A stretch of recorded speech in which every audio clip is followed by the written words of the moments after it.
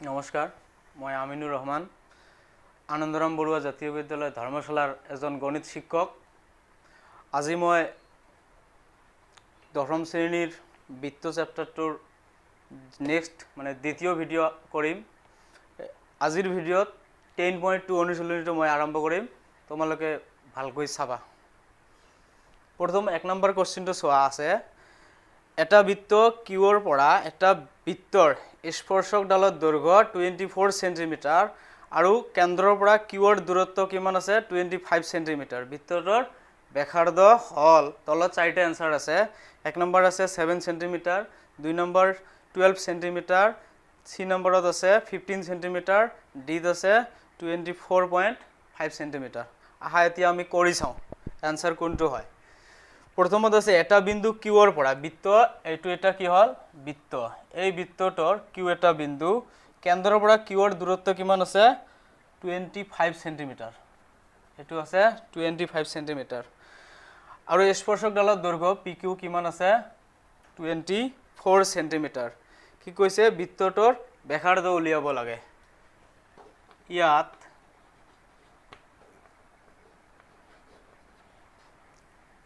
ও কিউৰ মান আছে আমাৰ 25 সেন্টিমিটাৰ, পি কিউৰ মান আছে 24 সেন্টিমিটাৰ, অ' পিটো নাই, অ' পিটো আমি উলিয়াম। এতিয়া ত্ৰিভুজ অ' পি কিউৰ পাইথাগোৰাছৰ সূত্ৰ ব্যৱহাৰ কৰি পাওঁ আমি যে কৰ্ণ স্কয়াৰ ইকুৱেল টু লম্ব স্কয়াৰ প্লাছ ভূমি স্কয়াৰ। কৰ্ণ ইয়াত আছে অ' কিউ স্কয়াৰ, লম্ব হল অ' পি, ভূমি হল পি কিউ স্কয়াৰ। অ' কিউৰ মান ইয়াত আছে 25 সেন্টিমিটাৰ, অ' পিৰ মান যিহেতু নাই, পি কিউৰ মান কিমান আছে 24 সেন্টিমিটাৰ, ইয়াৰ ওপৰত স্কয়াৰ 25ক স্কয়াৰ কৰিলে হয় 625 সেন্টিমিটাৰ স্কয়াৰ ইকুৱেল অ' পি স্কয়াৰ প্লাছ 24ক স্কয়াৰ কৰিলে আমি পাম 576 সেন্টিমিটাৰ স্কয়াৰ। এতিয়া সংখ্যাবিলাক একফালে আনি লওঁ।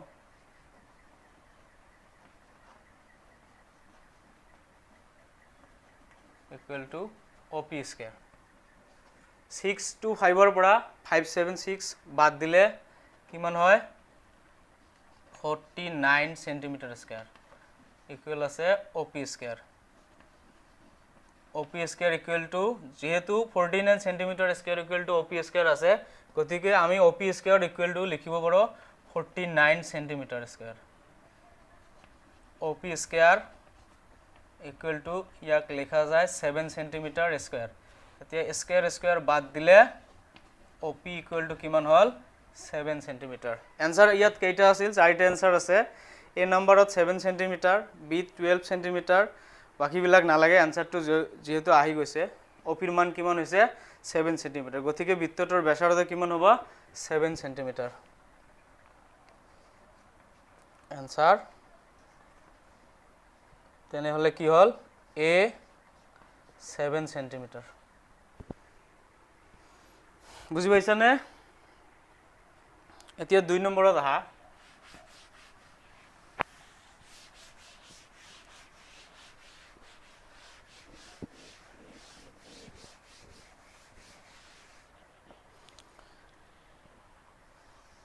এটা বৃত্ত আছে, ইয়াত চিত্ৰটো কিতাপত ধুনীয়াকৈ আঁকি দিয়া আছে। অ, তাৰপিছত আছে পি কিউ, ইয়াত আছে টি। পি অ' কিউৰ মান কিমান আছে 110 ডিগ্ৰী। কোশ্চিনটো চোৱা কি আছে 10.11ত যদি অ' কেন্দ্ৰযুক্ত এটা বৃত্তৰ টি পি আৰু টি কিউ দুডাল স্পৰ্শক যাতে পি অ' কিউৰ মান আছে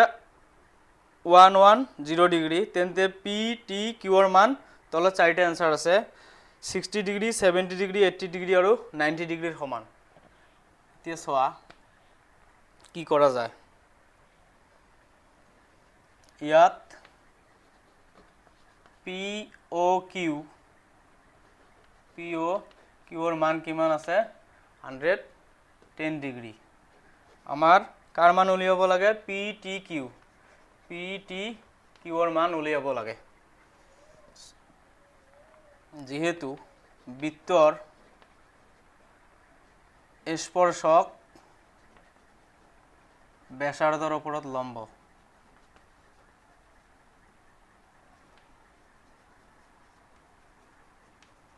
উপপাদ্য 10.1 আছিল যে বৃত্তৰ স্পৰ্শক ব্যাসাৰ্ধৰ ওপৰত লম্ব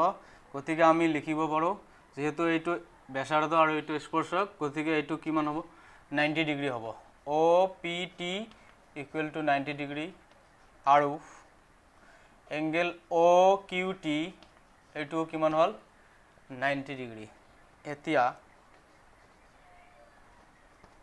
ও পি টি কিউ চতুৰ্ভুজৰ চাৰিটা কোণৰ যোগফল কিমান 360 ডিগ্ৰী অতএব আমি লিখিব পাৰো O P T plus angle O Q T plus angle P O Q plus angle P T Q equal to 360 degree এতিয়া চোৱা OPT ৰ মান কিমান আছে OPT ৰ মান ইয়াত কিমান আছে 90 ডিগ্ৰী OQT ৰ মান কিমান আছে 90 ডিগ্ৰী প্লাস POQ ৰ মান ইয়াত আছে কিমান 110 degree plus PTQ equal to 360 degree এতিয়া এই তিনিটা যোগ কৰি লও 90 ডিগ্ৰী তাৰ পিছত 90 ডিগ্ৰী তাৰ পিছত কিমান আছে 110 ডিগ্ৰী কিমান হয় 0 9 9 গুণ 9 9 18 19 কিমান হল 290 degree 290 degree plus PTQ equal to 360 PTQ equal to 360 এটো প্লাস আছে ইফালে গলে মাইনাস হ'ব এংগেল PTQ ইকুৱেল টু 360 ৰ পৰা 290 বাদ দিলে কিমান হয় 70 ডিগ্ৰী অতএব ইয়াত आंसर হ'ব কি আছে आंसर বিলাক চোৱা এ নম্বৰত 60 ডিগ্ৰী বি নম্বৰত আছে 70 ডিগ্ৰী সি নম্বৰত 80 ডিগ্ৰী আৰু ডি নম্বৰত আছে 90 ডিগ্ৰীৰ সমান তো গতিকে ইয়াৰ आंसरটো কিমান হ'ব বি নম্বৰটো आंसर বি নম্বৰ 70 ডিগ্ৰী এক নম্বৰ আৰু দুই নম্বৰ এতিয়া হল তিনি নম্বৰটো একেই মই এটা চিত্ৰ আহি তোমালোকক ভালকৈ বুজাই দিম এটো নিজে নিজে কৰি লবা এটো লিখি লোৱা তাৰ পিছত তিনি নম্বৰত আহা তিনি নম্বৰত আছে যদি এটা বিন্দু P ৰ পৰা O কেন্দ্ৰযুক্ত এটা বৃত্তৰ PA আৰু PB স্পৰ্শক কেইডালে পৰস্পৰ 80 ডিগ্ৰী কোণত হালি থাকে তেন্তে POA ৰ মান তলত চাৰিটা आंसर আছে 50 ডিগ্ৰী 60 ডিগ্ৰী 70 ডিগ্ৰী আৰু 80 ডিগ্ৰীৰ সমান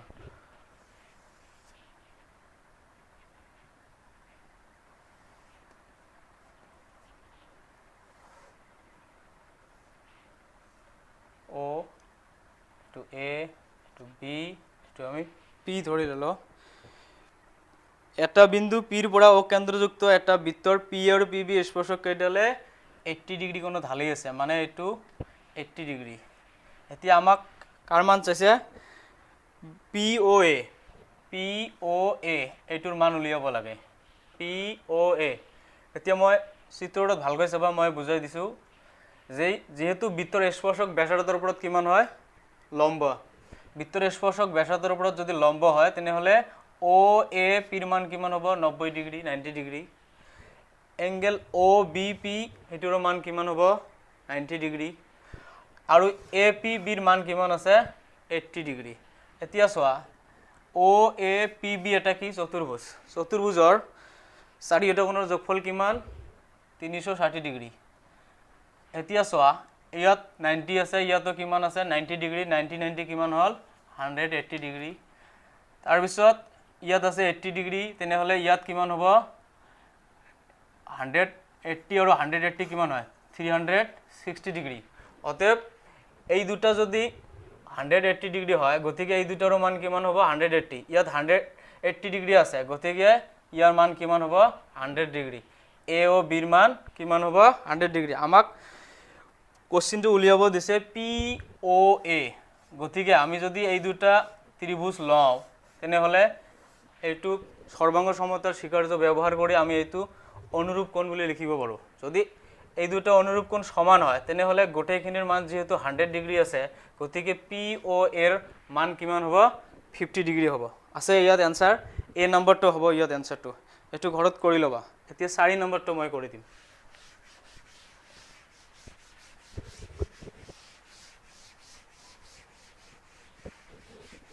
4 নম্বৰ কোশ্চেনটো আছে প্ৰমাণ কৰা যে বৃত্তৰ ব্যাসৰ মূৰত টনা স্পৰ্শকবোৰ সমান্তৰাল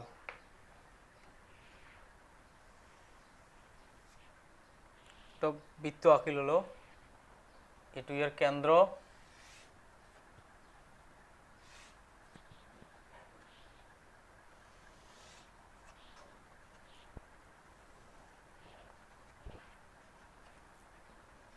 ইকুইডাল বৃত্তটোৰ ব্যাস ও কেন্দ্ৰীয় যুক্ত বৃত্তৰ এবি আৰু সিডি দুডাল স্পৰ্শক আঁকি লোৱা হল এতিয়া আমি বিশেষ সূত্ৰ লিখি লওঁ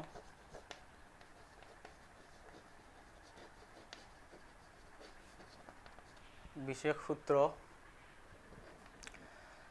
অকেন্দ্ৰীয় বৃত্তৰ ধৰো অকেন্দ্ৰীয় বৃত্তৰ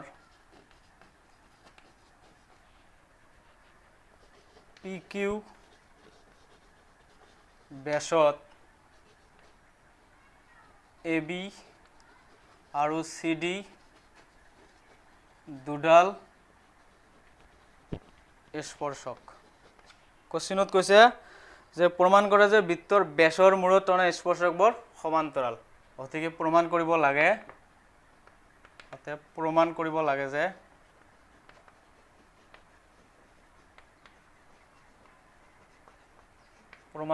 লাগে যে AB is parallel to CD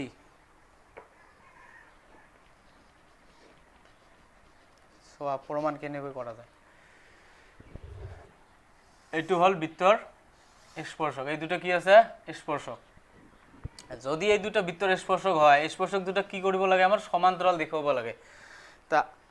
class 9 ত তোমালোকে পঢ়ি আইছা যে যদি দুডাল ৰেখা কোনো তিৰ্যকে ছেদ কৰে আৰু ছেদকৰ একেফালৰ অন্তঃকোণ দুটাৰ যোগফল 180 ডিগ্ৰী হলে ৰেখা দুডাল কি হয় সমান্তৰাল যেহেতু বৃত্তৰ স্পৰ্শক ব্যাসাৰ্ধৰ ওপৰত কি হয় লম্ব গতিকে ইয়াত OP এৰ মান কিমান হ'ব 90 ডিগ্ৰী এঙ্গেল OQD এৰ মান হ'ব কিমান 90 ডিগ্ৰী গতিকে যদি এইটো 90 ডিগ্ৰী এইটো 90 ডিগ্ৰী হয় 90 ডিগ্ৰী প্লাস কৰিলে কিমান হ'ব 180 ডিগ্ৰী আমি জানো যদি দুডাল সমান্তৰাল ৰেখা কোনো তিৰ্যকে ছেদ কৰে আৰু ছেদকৰ একেফালৰ অন্তঃকোণ দুটাৰ যোগফল যদি 180 ডিগ্ৰী হয় তেনেহলে ৰেখা দুডাল কি হয় সমান্তৰাল গতিকে আমি এই দুটা সমান্তৰাল পাম এতিয়া লিখি লওঁ চোৱা যেহেতু বৃত্তৰ স্পৰ্শক ব্যাসাৰ্ধৰ ওপৰত লম্ব অতএব লেখা যায় এঙ্গেল OPB ইকুয়াল টু কিমান হ'ব 90 ডিগ্ৰী এটাক আমি 1 নম্বৰ ধৰি লওঁ আৰু এঙ্গেল OQD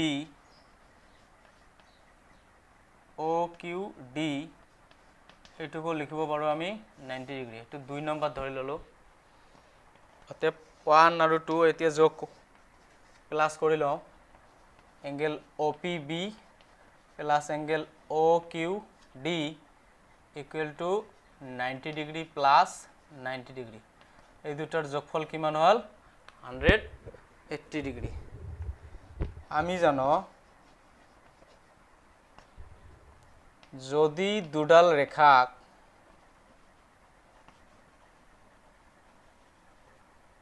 কোনো তিৰ্যকে ছেদ কৰে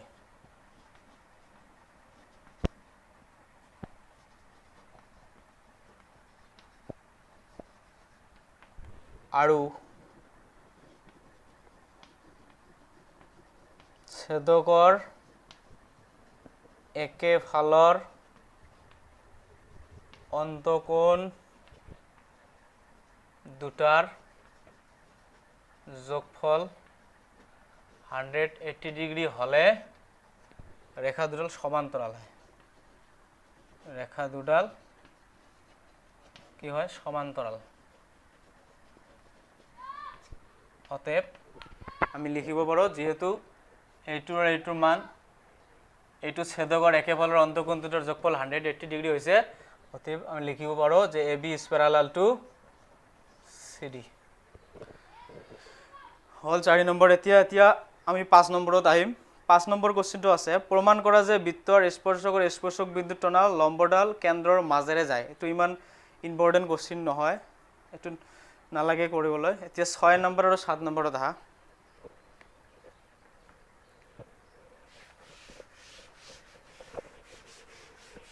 6 নম্বৰ কোশ্চেনটো 1 নম্বৰৰ নিচিনা একে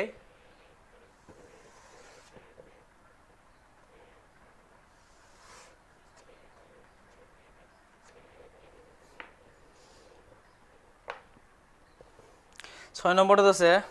বৃত্তৰ কেন্দ্ৰৰ পৰা 5 সেন্টিমিটাৰ দূৰত্বত থকা এটা বিন্দু A এটো হল বৃত্তৰ কেন্দ্ৰ 5 সেন্টিমিটাৰ দূৰত ইয়াত আমি A এটা বিন্দু লও ইয়াৰ মান কিমান আছে 5 সেন্টিমিটাৰ তাৰ পিছত স্পৰ্শকৰ দৈৰ্ঘ্য দিছে কিমান স্পৰ্শকৰ দৈৰ্ঘ্য আছে 4 সেন্টিমিটাৰ বৃত্তটোৰ ব্যাসাৰ্ধ নিৰ্ণয় কৰা ইয়াত ব্যাসাৰ্ধ হল OP ৰ মান উলিয়াব লাগে 1 নম্বৰটো মনত আছে না 1 নম্বৰৰ কোশ্চেনৰ নিচিনাকো এইটো পাইথাগোৰাছৰ সূত্ৰ ব্যৱহাৰ কৰিলে আহিব কৰ্ণ স্কয়াৰ ইকুৱেল টু লম্ব স্কয়াৰ প্লাস ভূমি স্কয়াৰ এটো কৰিলে আহিব সোৱাক কৰি দিয়েছো মই ইয়াত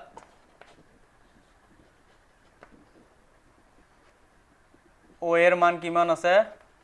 5 সেন্টিমিটাৰ AB ৰ মান আছে 4 সেন্টিমিটাৰ OB ৰ মানটো আমাৰ উলিয়াব লাগে এতিয়া ত্ৰিভুজ OAB ৰ পাইথাগোৰাছৰ সূত্ৰ আমি ব্যৱহাৰ কৰি পাম কৰ্ণ স্কয়াৰ ইকুৱেল টু লম্ব স্কয়াৰ প্লাস ভূমি স্কয়াৰ গতিকে আমি লিখিব পাৰো OA square equal two OB square plus AB square বা BA স্কয়াৰ লিখিলে হয় O এৰ মান কিমান আছে ইয়াত 5 সেন্টিমিটাৰ OB ৰ মান আছে OB ৰ মান 9 প্লাস AB ৰ মান আছে 4 সেন্টিমিটাৰ 5 ক স্কয়াৰ কৰিলে কিমান হ'ব 25 centimetre square OB square plus 4 ক স্কয়াৰ কৰিলে হয় 16 centimetre square 25 centimetre square minus 16 centimetre square equal two কিমান হয় OB স্কয়াৰ 25 ৰ পৰা 16 বাদ দিলে 9 সেন্টিমিটাৰ স্কয়াৰ থাকে ইকুৱেল টু কিমান আছে OB স্কয়াৰ গতিকে OB স্কয়াৰ ইকুৱেল টু লিখা যায় 9 centimetre square OB square equal two 3 centimetre square square বাদ দিলে হ'ব OB ইকুৱেল টু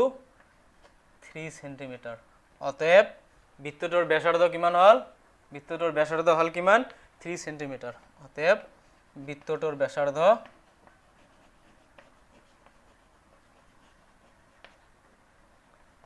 3 সেন্টিমিটাৰ তাৰ পিছত এতিয়া 7 নম্বৰত 7 নম্বৰত আছে 5 সেন্টিমিটাৰ আৰু 3 সেন্টিমিটাৰ ব্যাসাৰ্ধৰ দুটা ঐকেন্দ্ৰিক বৃত্ত আছে ডাঙৰ বৃত্তৰ জেডালে সৰু বৃত্তক স্পৰ্শ কৰে জেডালৰ দৈৰ্ঘ্য নিৰ্ণয় কৰা কি দিছে 5 সেন্টিমিটাৰ আৰু 3 সেন্টিমিটাৰ ব্যাসাৰ্ধৰ ঐকেন্দ্ৰিক বৃত্ত তোমালোকৰ মনত আছে নে নাই ঐকেন্দ্ৰিক বৃত্ত মানে এটা কেন্দ্ৰ আৰু বৃত্ত বহুত হ'ব পাৰে যেহেতু ইয়াত দুটা ঐকেন্দ্ৰিক বৃত্ত কৈছে গতিকে ইয়াত বৃত্ত হ'ব দুটা কৈছে দুটা ঐকেন্দ্ৰিক বৃত্তৰ সৰু বৃত্তটোৰ জেডালে ডাঙৰ বৃত্তটোৰ জেডালে সৰু বৃত্তটোক স্পৰ্শ কৰিছে ডাঙৰ বৃত্তটোৰ কি হ'ব লাগিব জে আৰু সৰু বৃত্তটোৰ কি হ'ব স্পৰ্শক গতিকে অকেন্দ্ৰীয় বৃত্তত P আৰ স্পৰ্শক বিন্দু AB হল ডাঙৰ বৃত্তটোৰ জে আৰু সৰু বৃত্তটোৰ কি হৈছে স্পৰ্শক ইয়াত OP ৰ মান কিমান হ'ব 3 সেন্টিমিটাৰ ও এৰ মান কিমান হ'ব 5 সেন্টিমিটাৰ, কাৰণ এইটো সৰু বৃত্ত আৰু এইটো কি ডাঙৰ বৃত্ত, গতিকে ডাঙৰ বৃত্তটোৰ ব্যাসাৰ্ধ হ'ব ও এ আৰু সৰু বৃত্তটোৰ ব্যাসাৰ্ধ কিমান হ'ব ও পি।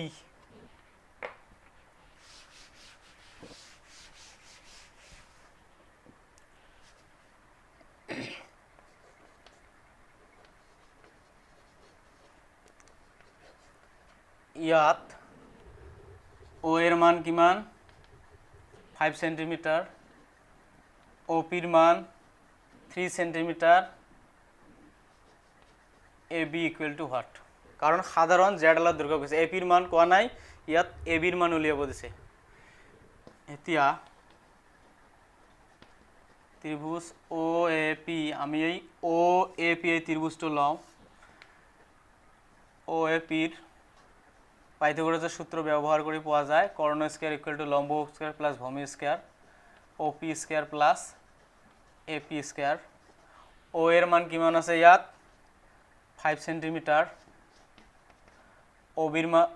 ও পির মান আছে 3 সেন্টিমিটার, এ পির মান নাই। তো 5 স্কয়ার করলে 25 সেন্টিমিটার স্কয়ার,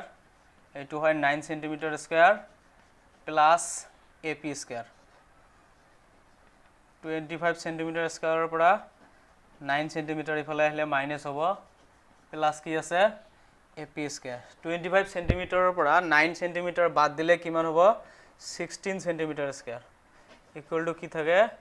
এ পি স্কয়ার। এ পিটো আগত লওঁ 16 সেন্টিমিটার স্কয়ার,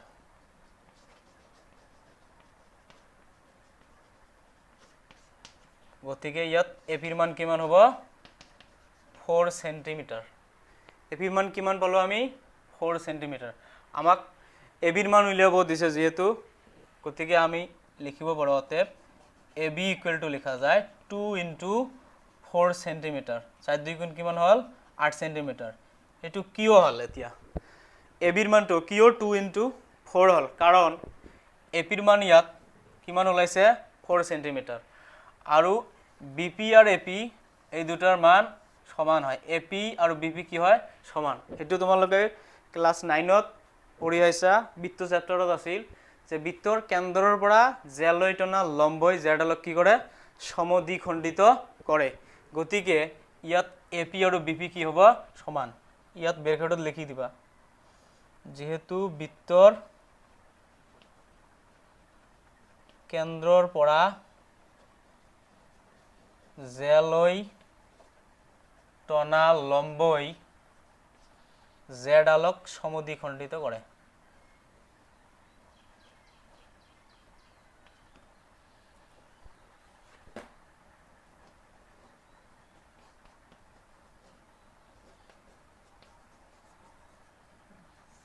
যেহেতু বৃত্তৰ কেন্দ্ৰৰ পৰা জেলৈ টনা লম্বই জেডালক সমদ্বিখণ্ডিত কৰে, গতিকে আমি এ বিৰ ঠাইত লিখিব পাৰো যে ইয়াতো যেহেতু এপিৰ মান 4 বিপিৰ মান সমান হয়, 4 হলে ইয়াতো এটো কি হ'ব 4 হ'ব, গতিকে আমি লিখিব পাৰো 2 ইনটু 4। গতিকে এবিৰ মান আমি কি পালো 8 সেন্টিমিটাৰ, অৰ্থাৎ এই সাধাৰণ জেডালৰ দৈৰ্ঘ্য কিমান হল 8 সেন্টিমিটাৰ। এতিয়া আমি 8 নম্বৰত আহিম, হৈছে নেকি লিখি লোৱা।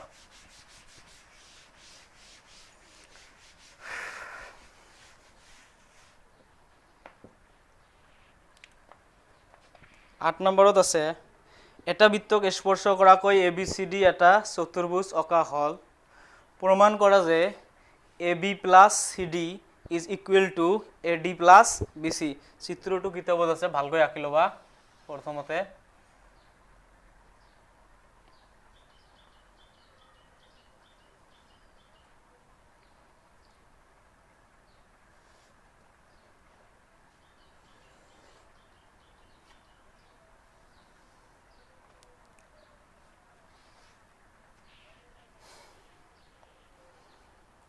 ইয়াত আছে এ,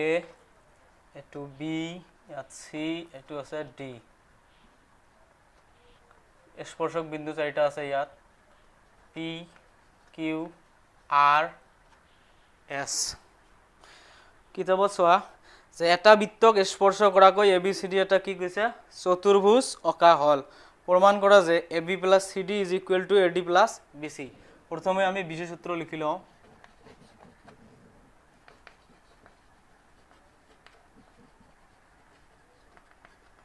এটা বৃত্তক স্পৰ্শ কৰাকৈ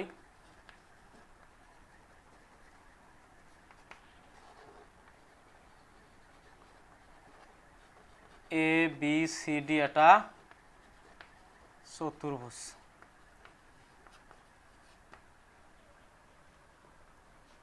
এ বি চি ডি এটা চতুৰ্ভুজ ইয়াৰ স্পৰ্শক বিন্দু চাৰিটা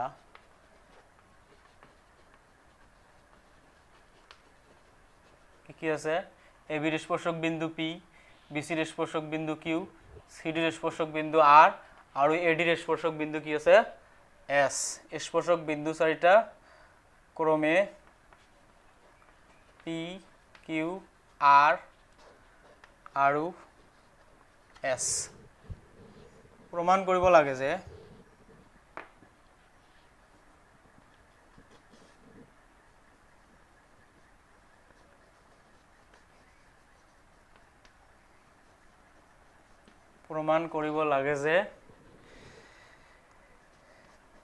AB plus CD is equal to AD plus BC.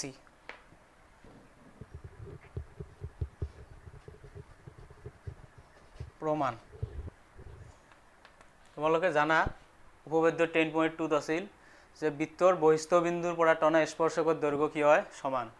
ইয়াত এ এটা বহিস্থ বিন্দু গতিকে এ যদি বহিস্থ বিন্দু হয় বহিস্থ বিন্দুৰ পৰা টনা স্পৰ্শকৰ দৈৰ্ঘ্য সমান গতিকে আমি লিখিব পাৰো যে AP equal to AS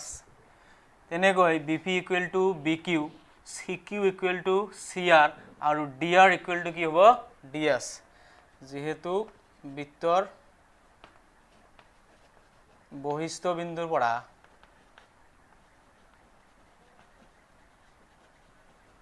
টনা স্পৰ্শকৰ দৈৰ্ঘ্য সমান অতএব লিখা যায় যে AP ইকুৱেল টু কি হ'ব AS ইয়াত AP ইকুৱেল টু কি হ'ব AS কাৰণ ইয়াত বহিস্থ বিন্দু কি আছে A তাৰ পিছত BP ইকুৱেল টু কি লিখা যায় BP ইকুৱেল টু লিখা যায় BQ CQ ইকুৱেল টু লিখা যায় CR CQ equal to CR আৰু DR equal to কি লেখা যায় DR equal to DS এতিয়া কি দিছে আমাক AB plus CD উলিয়াব লাগে AD plus BC তে বাওফালটো লম AB plus CD AB ঠাইত চিত্ৰত চোৱা ভালকে AB ঠাইত আমি লিখিব পাৰো যে AP plus BP AP plus BP লিখিব পাৰো আমি AB CD ঠাইত আমি লিখিব পাৰো ইয়াত কি আছে CD CD ক আমি লিখিব পাৰো CR plus DR CR plus DR তাৰ পিছত এতিয়া আহা AP ঠাইত আমি কি লিখিব পাৰো AP ঠাইত AS লিখা যায় BP ঠাইত কি লিখা যায় BQ CR ৰ ঠাইত আমি লিখিব পাৰো CQ আৰু DR ৰ ঠাইত লিখিব পাৰো DS আমাৰ কি উলিয়াব লাগে যে AD plus BC ইয়াত AD to সোয়া চিত্ৰত যে AD equal to আমি কি আনিব লাগে যে AD ঠাইত আমি লিখিব পাৰো AS plus DS ইয়াত AS ও আছে DS ও আছে গতিকে এই দুটো আমি একেলগ কৰি লওঁ AS plus DS plus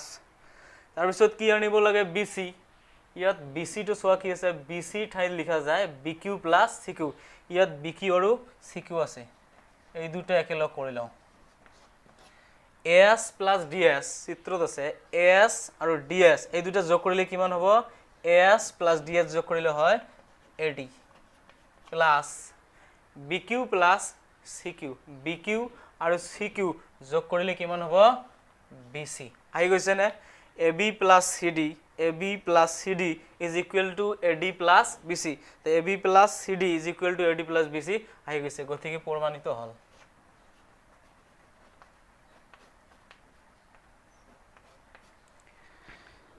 এইটো হ'ল আজিৰ ক্লাছ এইখিনিয়েই নেক্সট ভিডিঅ'ত বাকীকেইটা মই আলোচনা কৰিম ধন্যবাদ